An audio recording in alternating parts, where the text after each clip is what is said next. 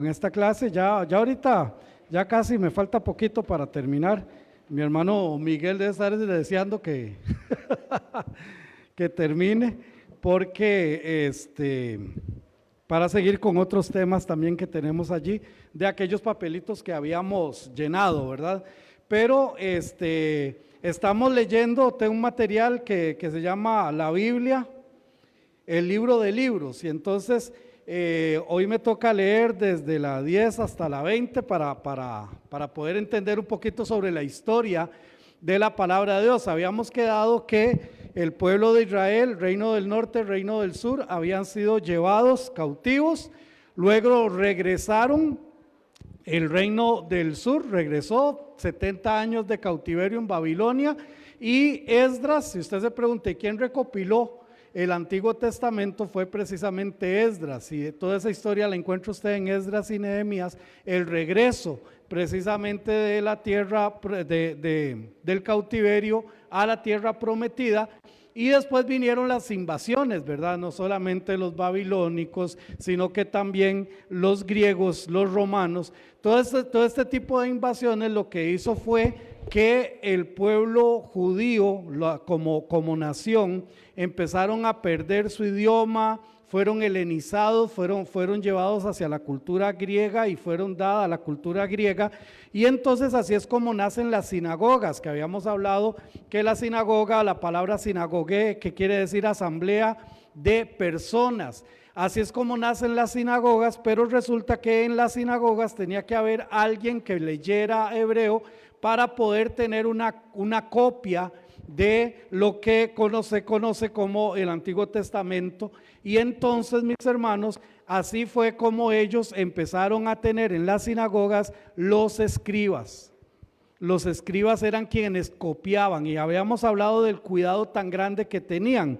Entonces, pero resulta que en las sinagogas necesitaban tener copias también. Entonces así empezaron a nacer copias, todas con un trabajo muy, pero muy minucioso, muy, pero muy cuidadoso. Entre ellos, que si ellos estaban copiando una hoja, luego comparaban la hoja que copiaron, la comparaban y contaban cada una de las letras. Si había una letra más o una letra menos, no se ponían a revisar cuál era la que estaba de más o de menos, simplemente desechaban esa copia. Cada 3 errores que cometían, desechaban esa copia. Para escribir el nombre de Dios usaban una pluma especial, una tinta especial. Todos estos cuidados llevó a que las copias realmente estuvieran bien. En ese tiempo entonces también Alejandro Magno fue en Egipto y forma la famosa biblioteca de Alejandría. Ahora, el rey Ptolomeo, que pidió que se tradujera el Antiguo Testamento, que era el texto hebreo, el texto que él veía que en las sinagogas leían. Él quería que se tradujera también al hebreo, al griego. Pero recuerden que este hombre, Alejandro Magno, no lo hizo con un espíritu de conocer la palabra de Dios, simplemente era su deseo en griego poder leer diferentes obras de diferentes lugares, y entre ellos entonces solicitó que se escribiera en el griego los libros sagrados de los hebreos. Entonces Eleazar, como sacerdote o como sumo sacerdote de Jerusalén, buscó 6 eruditos por cada una de las tribus de Israel, y así se juntaron 72 hombres que viajarían a Alejandría para este arduo trabajo. Así es como nace lo que se conoce como la Septuaginta, o la versión de los 70. Entonces, ahora el Antiguo Testamento ya estaba en el idioma griego, y esto pues abrió un conocimiento muy amplio, no solamente para quien leía griego, sino que también para un montón de judíos que ya no leían su idioma, que ya no entendían su idioma, y ahora podían tener también la Biblia en griego. Así es como nace entonces la famosa versión de la Septuaginta. También con los cambios por el tiempo llegó a dominar todo aquel territorio los romanos, y Jerusalén también fue incluida. Bajo este dominio nace Jesús, nuestro Salvador. Ya por tradición oral, luego por la muerte y resurrección de Jesucristo, las personas llegaron a conocer sobre su obra. A pesar de los años, a pesar de los años siguientes, se vio la necesidad de dejar todo por escrito de mano de los que estuvieron con él y eran los testigos inmediatos de todo esto. Así es como nacen los evangelios, dando inicio a lo que se llamó el Nuevo Testamento. Después de esto llega a escena un personaje importante para la palabra de Dios. ¿Quién fue? Saulo de Tarso, utilizado grandemente por Dios para evangelizar a los gentiles. Se convirtió en el mayor escritor del Nuevo Testamento. Recordemos que el autor sigue siendo Dios, pero el escritor, en este caso estamos hablando de Pablo, que escribió, depende a quien usted le pregunte, 13 cartas o 14 cartas. ¿Por qué? Porque para muchos la carta a los hebreos, que es una carta que no tiene, no dice quién la escribió, para muchos fue Pablo. Pero yo me mantengo en la tesis de callar donde la Biblia calla y hablar donde la Biblia habla. Y si Hebreos no dice que fue escrita por Pablo, prefiero seguir contando 13 cartas de Pablo. Gracias a los negocios se convirtió en el mayor entonces escritor, y gracias a los negocios y comerciantes entre Jerusalén y Roma, el evangelio se propagó grandemente en los primeros 3 siglos. Esto trajo también una persecución tremenda para los llamados los del camino o los cristianos. Así es como los identifica también la Biblia, como los del camino. ¿Por qué? Porque ellos eran perseguidos, iban caminando, iban pasando, y también los cristianos, que se les llamó en Antioquía por primera vez cristianos, que esta palabra se dio como un término despectivo, y la palabra significa pequeños cristos o imitadores de Cristo. Eran quemados, eran echados a los leones en el Concilio Romano. Los cristianos se escondían en las catacumbas. Así los escritos eran necesarios para seguir la evangelización. Ya las iglesias estaban por muchos lados, y las cartas de Pablo, junto con otros escritos o cartas universales, y el trabajo de Juan en Apocalipsis, dieron seguimiento a la construcción del Nuevo Testamento. Aunque Nerón inició la persecución en el año 55 después de Cristo aproximadamente, y siguió por mucho tiempo, el cristianismo seguía adelante y muchos creían en Cristo. Así pasaron los primeros 300 años de la iglesia. La Biblia, el Antiguo Testamento y lo que estaba del Nuevo Testamento se convirtió en el consuelo de ellos y su autoridad. Bajo este panorama llega a la historia Constantino, quien como gobernador y político vio lo maravilloso del cristianismo y su trato y su unidad, y pensó que esto era algo bueno para imitar. Recuerden que Constantino, ya por ahí del año 300, 310, 320, el Imperio Romano venía decayendo. Y él se fijó en el cristianismo, dijo: qué interesante, a estos los persiguen y se multiplican. Perseguimos a 10 por acá, sí, matamos 7, se fueron 3, y ahora esos 3 tienen grupos grandes. Cuando él vio todo esto, él pensó: esto puede ser la solución para el Imperio Romano. Así terminó la persecución de este hombre, así terminó la persecución, pero este hombre estaba con su mirada más en la conquista que en contra de la verdadera fe. Él entonces dijo: ya no vamos a perseguir más a los cristianos, sino que vamos a imitar, vamos a ver qué es lo que ellos están haciendo para que el imperio pueda crecer. Ya para el año 315 al 323 da inicio, según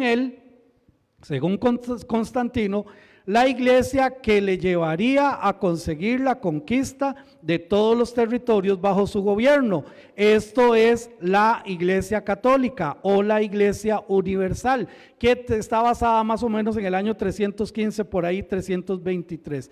Claro es que el hecho que la Iglesia del Señor ya estaba y que más bien fue librada de tanta persecución, al menos por ese momento. Durante 300 años la Iglesia del Señor seguía. ¿Por qué? Porque Él lo prometió en Mateo capítulo 18, capítulo 16, versículo 18, donde dice: y las puertas del Hades no prevalecerán contra ella. El canon bíblico, canon, como ya todos sabemos, significa regla. Fue un término o un trabajo complejo y de mucho cuidado. Más o menos para el año 360 al 365 inicia la canonización del Nuevo Testamento. En el año 397, el Sínodo o Junta de Concilio de Cartago aprueba los 27 libros o cartas del Nuevo Testamento.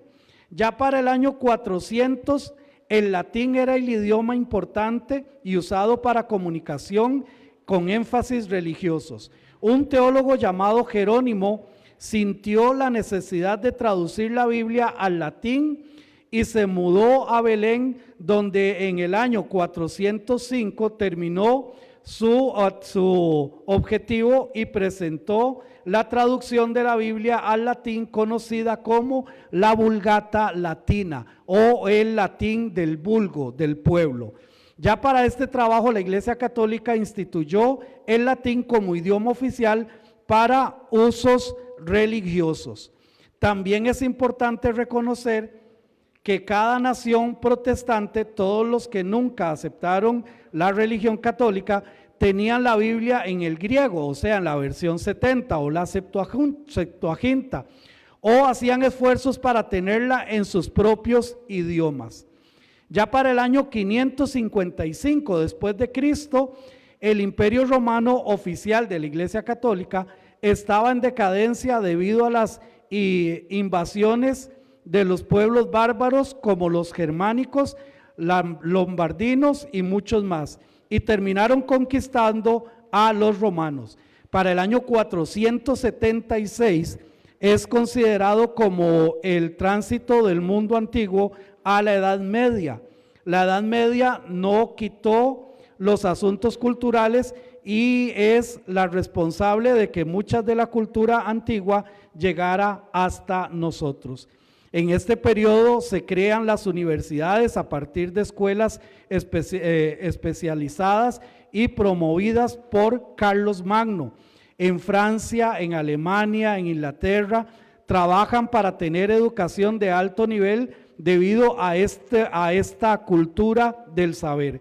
Ya para el siglo XI inician las cruzadas y su interés era recuperar las tierras santas que estaban bajo el dominio de los turcos y de los musulmanes. Esto fue catastrófico, pero también trajo al mundo mucha de la cultura que de aquellas tierras. ¿Qué pasaba? Los turcos y los musulmanes tenían el territorio de Jerusalén, lo que conocemos como la Tierra Santa. Y la Iglesia Católica hizo un movimiento también a través de Carlos Magno para poder decir: esta tierra no puede ser de estos grupos, debería de ser un patrimonio religioso. Y es así como se da. No voy a meterme mucho en esto, pero es así como nacen movimientos prácticamente de ejércitos, ¿verdad?, que van a estas tierras y conquistan estos territorios para tomarlos nuevamente como un aspecto religioso. No olvidemos que la Vulgata Latina era la edición principal y ya los romanos no tenían, ya no estaban en el panorama histórico presente. Ya al final de la Edad Media se está preparando el tiempo del Renacimiento y el inicio de la era moderna. Esto indica un nuevo panorama para la traducción de la Biblia y su estilo. En el siglo XIV, John Wesley, padre de la iglesia inglesa, Este hombre abogó para que la Biblia estuviera al alcance del pueblo sin la llamada interpretación de la iglesia. Este hombre en el año 1380 terminó la traducción del Nuevo Testamento al inglés. Ya para el año 1382 se terminó el Antiguo Testamento en inglés. En Inglaterra estaba ya la Biblia en su idioma. Antes de esto, si alguien quería una hoja de la Biblia, debía pagar lo que se ganaba en un mes de trabajo. Era lo que costaba poder tener una hoja de la Biblia del latín al inglés, pero ya ahora estaba la Biblia en su idioma. Cuando este hombre murió, muchos de sus escritos fueron quemados y hasta un seguidor de él corrió la misma suerte. La Biblia volvía a ser controversial en la historia del hombre. Y ya la próxima clase vamos a hablar un poquito ya de 1517 con Martín Lutero y cómo es que entonces estamos viendo cómo es que la Biblia nos llegó a nosotros al español. Primero hebreo, luego griego y ya después empezó las traducciones a los diferentes idiomas, la palabra de Dios. Muy bien, hermanos, vamos entonces ahora sí a nuestra clase. Quiero que vayamos un segundito a Gálatas capítulo 5. Gálatas capítulo 5, y estamos hablando, hermanos, sobre el fruto, ¿verdad? El fruto del Espíritu, y estamos hablando de los frutos de la carne. Ya vimos claramente, identificamos que cuando una persona acepta a Cristo Jesús, cuando tiene a Cristo Jesús en su corazón, el Espíritu Santo viene y hace morada en él, pero no es que el Espíritu Santo me pertenece a mí, es todo lo contrario, yo ahora le pertenezco al Espíritu Santo. Entonces ahí ya la ecuación va cambiando. Y entonces, hermanos, resulta que cuando un religioso sin la llenura del Espíritu, cuando no tiene la llenura del Espíritu, se convierte en un legalista. ¿Por qué en un legalista? Porque conoce los principios y espera que los demás lo apliquen, pero no él. No ese cristiano, porque es un cristiano que no está siendo llenado, no está siendo controlado, no está siendo llevado por el Espíritu de Dios. Y entonces se convierte en un legalista. Usted no puede hacer esto, usted no puede hacer aquello, usted no puede, usted no debe, usted esto, usted, pero nunca dice yo. Yo debo hacer esto, yo debo hacer aquello, yo debo de cambiar, eso no lo dice. Nada más mira hacia afuera. Y entonces por eso Gálatas capítulo 5, versículo 18, vamos a leerlo todos juntos, capítulo 5, versículo 18, a la cuenta de 3, 1, 2, 3. Pero si sois guiados por el Espíritu, no estáis bajo la ley. Si sois guiados, esto quiere decir que hay cristianos que no son guiados. Y aquí no estamos hablando de salvación.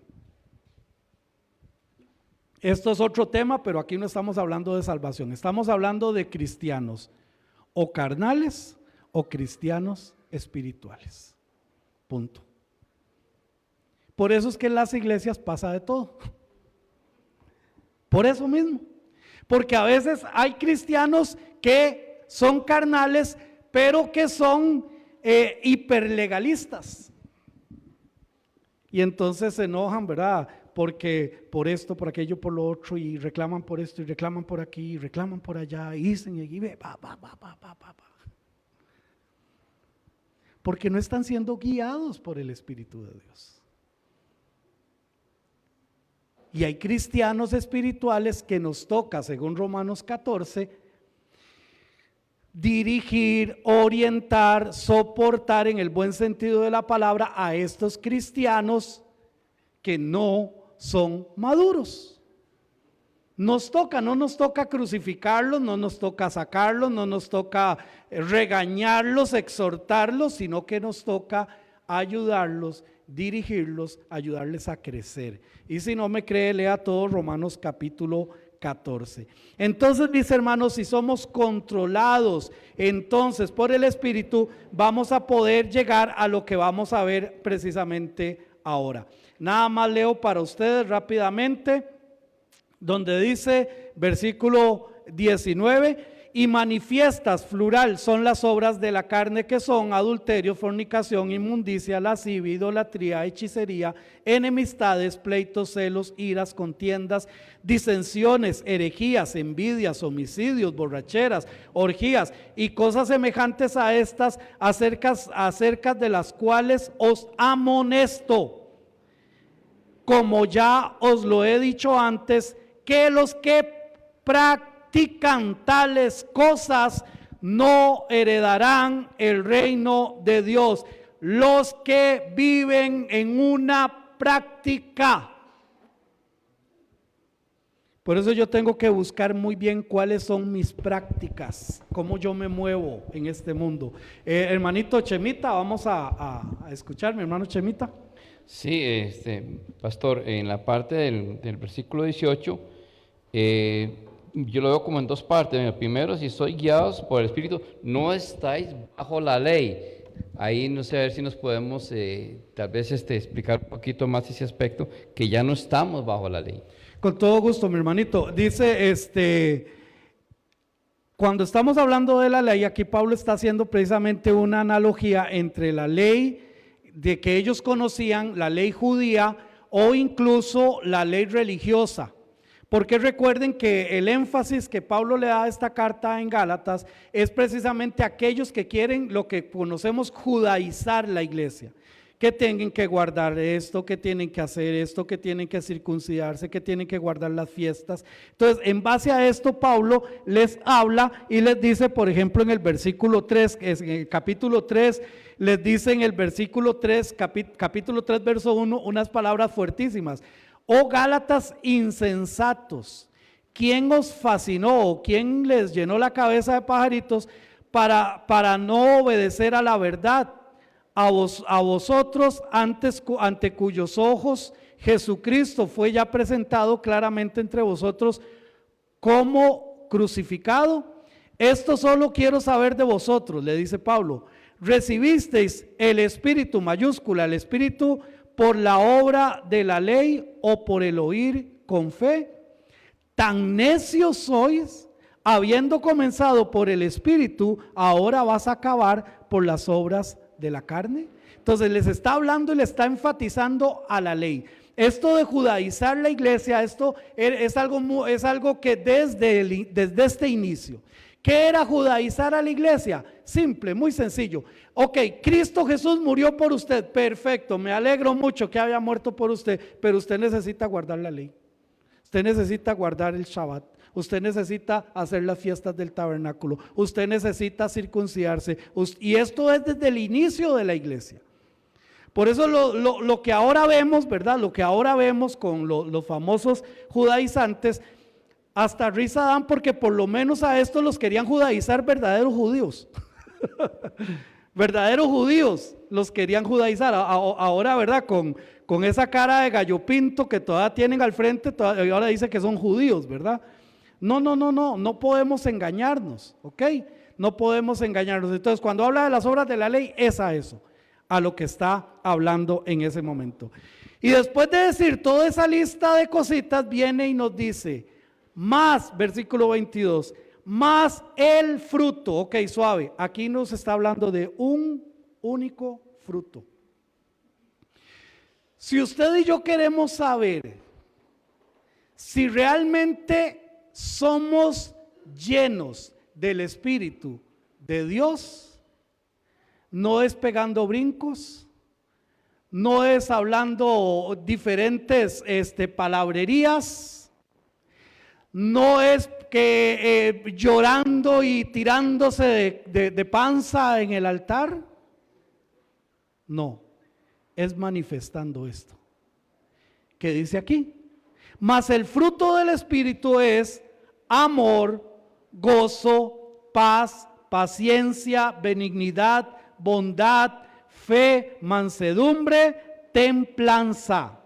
Contra tales cosas no hay ley. ¿Qué quiere decir con no hay ley? Está diciendo contra tales cosas no hay límites. La ley limita.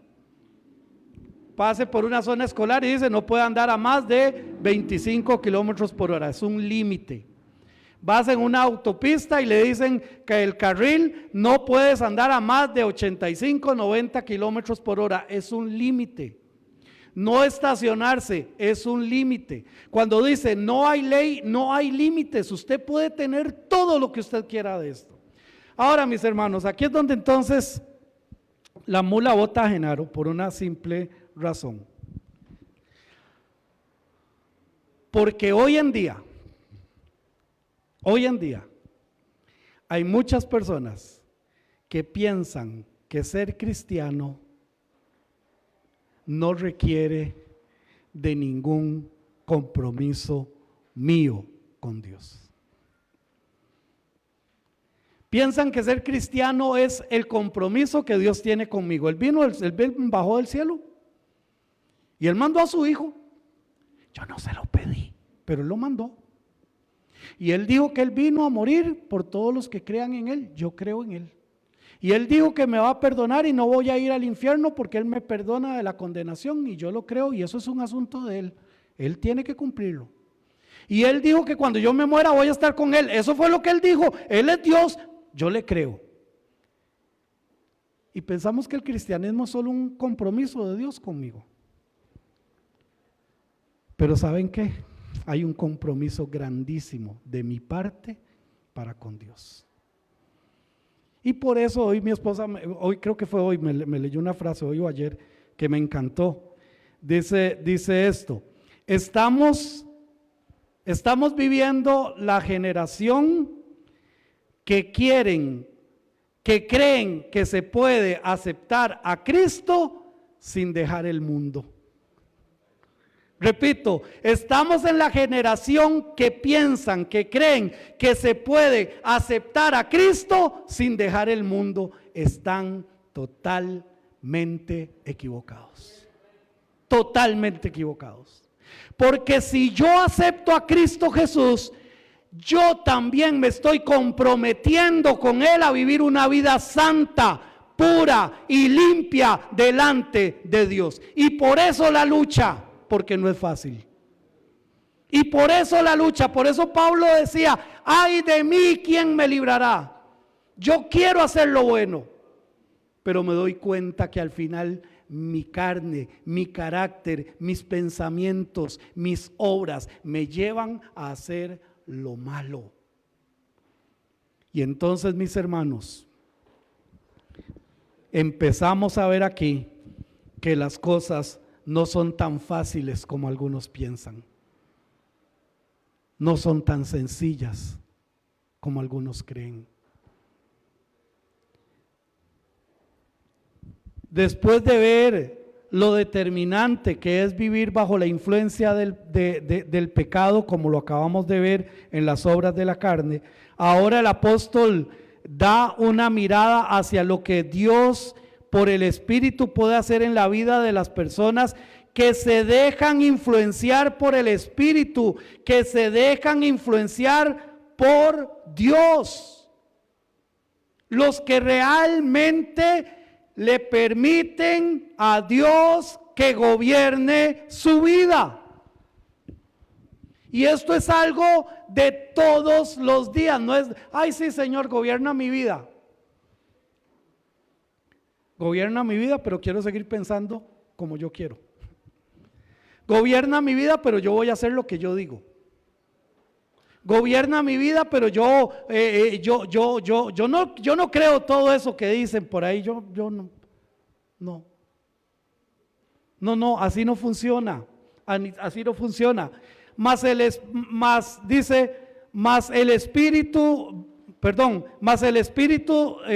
fruto del Espíritu. El fruto del Espíritu es, ahora, ¿qué se necesita para que algo dé fruto?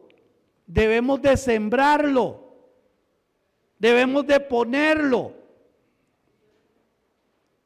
Usted tiene una semilla y usted tiene esa semilla en la mano y usted la anda ahí en la mano y la pone en la mano y esa semilla no pasa nada con esa semilla hasta que usted la siembra. Cuando nosotros venimos a Cristo Jesús, el Espíritu Santo mora en nosotros, pero tenemos que darle al Espíritu Santo su lugar.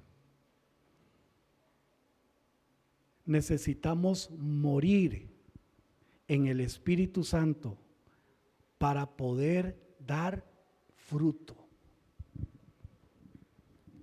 Si usted y yo, cuando aceptamos a Cristo Jesús, queremos seguir haciendo nuestra propia voluntad, el fruto del Espíritu nunca se va a ver en usted. Y es muy fácil, como les digo, otra vez, muy fácil para ser cristiano. De las cosas más sencillas que hay. Más complicado parecer, no sé, alpinista, ¿verdad? Imagínense que yo diga, voy a parecer alpinista, tengo que tener un maletín enorme, ¿verdad? Unas buenas botas de alpinista, entonces las botas, el maletín, un sombrero y perdón, esta pancita tiene que irse porque si no, ¿quién me lo va a creer? Es más difícil, ¿verdad? Pero para ser cristiano es muy sencillo, es muy fácil. Y dice la palabra del Señor que este fruto se manifiesta en estas características. Fruto de amor. Este amor no se describe, se siente dentro del corazón, nace en Dios, se nutre en Dios y se manifiesta en comunión del hombre con Dios. Amor. Es como un racimo de bananos, ¿verdad? Es solo un fruto, un racimo de bananos, pero tiene varios bananos ahí. Si yo quiero saber si yo estoy lleno del Espíritu de Dios, yo tengo que preguntarme, ¿el amor que yo siento nace en Dios? El amor que yo siento por los demás, el amor que yo siento por la iglesia, el amor que yo siento por vivir, el amor que yo siento, ¿está basado en Dios o está basado en mis intereses? ¿Está basado en mi conveniencia? ¿Cómo nos damos cuenta de eso? Simple. La Biblia dice muy claro, ama a tus enemigos. Punto. Entonces tengo que amar a este, a aquel, al otro. Sí, con el amor de Dios. Por eso Romanos, si no me equivoco, Romanos 5:5 dice que el amor de Dios ha sido derramado en nuestros corazones para que usted entonces ahora y yo podamos amar a los que nos hacen daño. Qué difícil. Ay, pero David oraba para que matara a sus enemigos. Eso era otro pacto, sabe López. Ahora estamos en el pacto de la gracia. Por eso Jesús en varias ocasiones dijo, oísteis que fue dicho tal y tal cosa, pero no se me quede ahí, ahora yo voy 40 pasos más adelante. Amar a los que nos maltratan, a los que nos ultrajan, a los que hablan mal de mí. Entonces ahí está la primera evidencia de qué tan lleno del Espíritu yo estoy. Si estoy amando, realmente amando. Soy de las personas que me doy por los enemigos. Ahora en la mañana veníamos aquí por Tres Ríos, estaban levantando a un señor de un caño. Y entonces, ¿cuál es el pensamiento que uno tiene? Seguro viene borracho, ¿verdad? ¿Cierto o no? ¿O solo yo soy el mal pensado? ¿Verdad que sí? Pues resulta que lo estaban ayudando a pararse y le digo a mi esposa, mira ese señor, lo están ayudando a pararse. Y entonces me dice la esposa, ay, ¿será que está borracho? Ay, no sé, pues Lo terminaron de parar y no caminaba bien y se empezó a ver, se había resbalado el pobre señor en el caño. A una persona le pasó aquí en Cartago hace unos meses atrás. Se cayó allá por el banco del Banco Nacional, cayó en el caño. Una persona pesadita y de edad. Dice que pasó casi 35 minutos y nadie le ayudó. Nadie le ayudó. A como pudo salió de ese caño. Amor real por los demás. Amor real. Pero bueno, son otros frutos. Vamos ahí. Gozo. No es igual a la alegría que nace en las cosas buenas que nos pasan en la vida. Eso es alegría, ¿verdad? Entonces ahora viene y alguien le dice, uy, mire tal y tal cosa para que ahora en la tarde usted se tome un cafecito. ¡Qué alegría! Estoy deseando llegar a la casa a tomar café con esto. ¡Qué bendición! Eso es alegría, ¿cierto? Pero la alegría depende de las cosas que pasan, porque a veces estamos muy alegres y pasan cosas que nos quitan la alegría. Pero aquí está hablando de gozo. Ok, aquí está hablando de tener gozo, es más bien una manifestación de seguridad sin importar las circunstancias. Había un corito que decía, el gozo del Señor mi fortaleza es, el gozo del Señor mi fortaleza es. Pues decía, si tienes ese gozo puedes tú cantar, si tienes ese gozo puedes tú orar. Qué lindo el gozo del Señor, porque no está en base a las cosas, a las circunstancias. ¿Cuántos de nosotros le hemos pedido a Dios por algo que nosotros lo tenemos tan bien justificado, ¿verdad? Que le decimos, Señor, yo te estoy pidiendo esto porque tú sabes que A, B, C, D, H, 1H, 2H, 3H, todo bosquejada la oración, ¿verdad? Y el Señor dice no. Y dijo que no a todo el planteamiento que yo le hice. Pero a pesar de eso, tengo gozo. Porque estoy lleno del Espíritu de Dios. Y me dolió, claro que me dolió. Claro, yo sentía que esa era la solución, pero me dolió. Pero tengo gozo real en mí, a pesar de. Y yo creo que si aquí abriéramos el micrófono, todos hemos pasado por situaciones que a más de uno se nos podría caer la quijada, ¿verdad? De oír lo que un hermano ha pasado, lo que una hermana ha pasado. Pero tenemos el gozo de Dios en nosotros, a pesar de todo lo que se esté pasando. Pero también paz. Esta paz tiene que ver con la justificación que Dios nos ha dado. ¿Quién me quiere ayudar con Romanos capítulo 5 versículo 1, por favor? ¿Algún hermano o hermana que me ayude? Yo sé que hoy tenemos menos tiempo, entonces ahí cualquier cosa me avisan. Romanos capítulo 5 verso 1.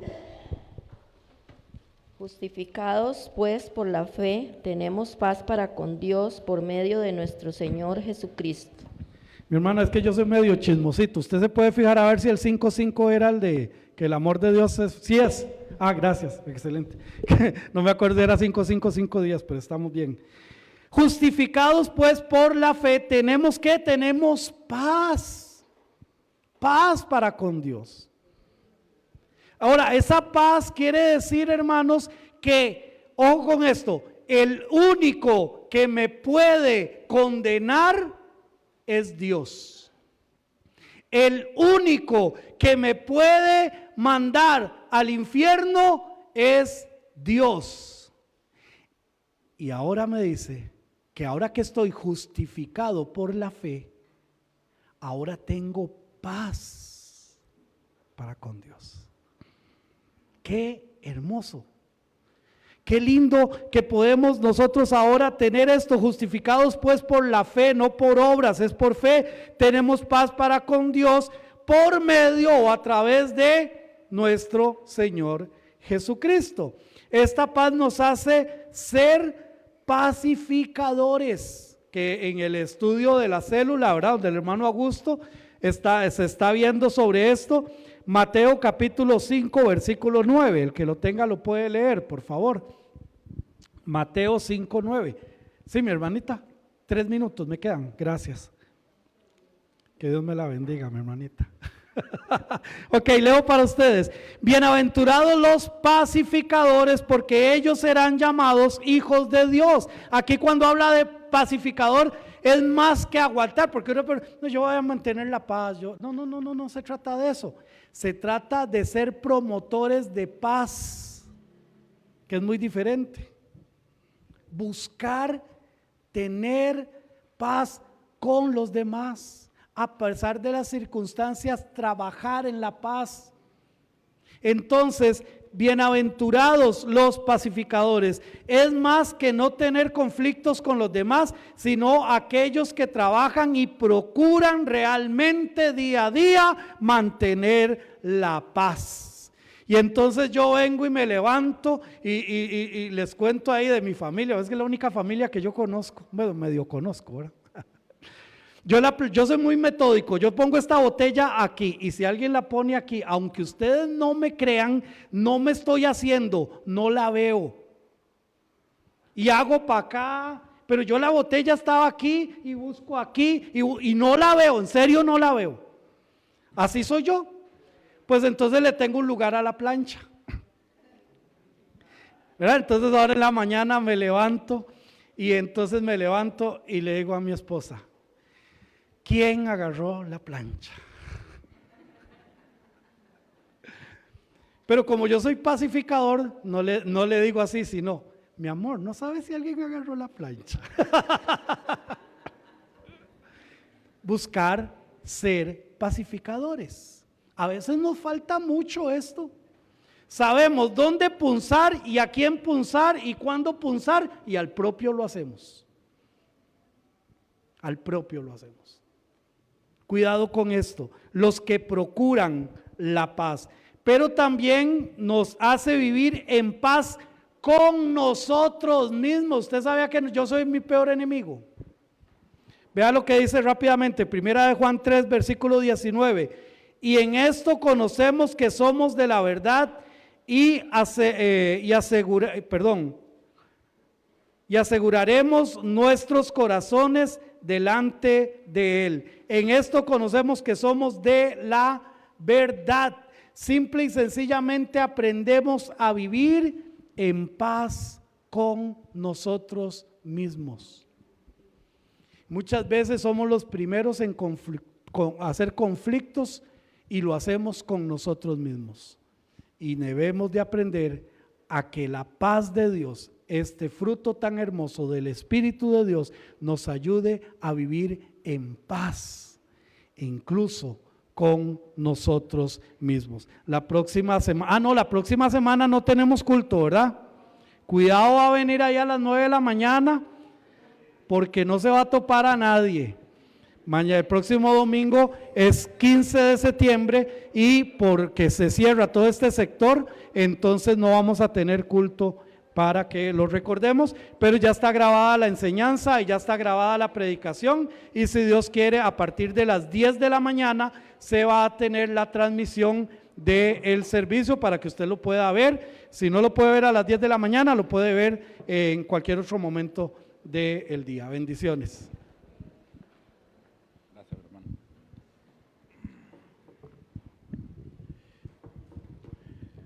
Pues bien, mis hermanos, vamos a pedirle por favor a los hermanos encargados de recoger los diezmos y las ofrendas que pasen por favor.